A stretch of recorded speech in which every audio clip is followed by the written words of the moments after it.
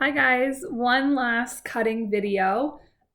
This one we're going to kind of take it back to where we started with all these videos, and we're going to talk about activities we can do around our house. We've probably talked about pretty much all of these activities before, and you can feel free to go back and find the videos on those activities. Um, and rewatch them and see more specific ideas. But I just wanted to give you some activities that you can participate in your day to day routine that will benefit some cutting skill. The big key here is finding an activity that utilizes both hands together. Bonus points if those hands are trying to do two different things at one time. So as far as around the house activities go, there's things like washing the dishes, where one hand is holding the dish and the other hand is moving the sponge. Great thing. It also helps out mom and dad a bunch. We can also fold laundry, where that's sometimes even more than our two hands. If it's a big piece of laundry, you may even be tucking under your chin. And so having to coordinate all of those body parts is really good for learning how to then back it up to scissor skills and manipulate the scissors in one hand and the paper in the other.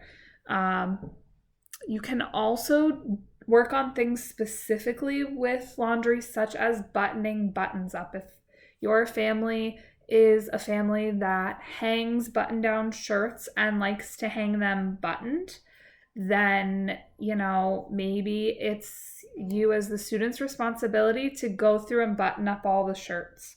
Or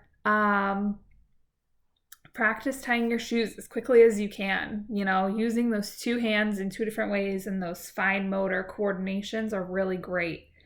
Another thing you can do is get outside and play games like catch or basketball, or pick weeds in the garden, or plant a garden, or even plant seeds inside in a pot or a hanging planter or something like that, because the digging and pulling weeds and pulling out, and if you have a handful of seeds, making sure you're only putting one or two or three in that hole from the handful is a really great fine motor task.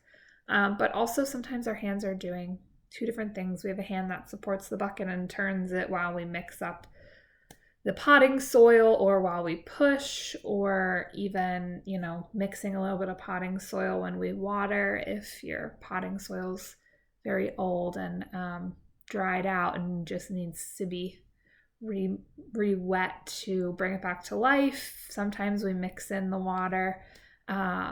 Teacher K doesn't actually have any plants at my house right now, but maybe in a future video I will plant a little garden with you guys. But we do tend to plant seasonally in my family. So if you have any questions about plants, I know lots of people who have plenty of plant expertise and could help if that's something you're looking to do. Just finding activities we can do around the house that integrate both of our hands together is going to be great for supporting our cutting skills.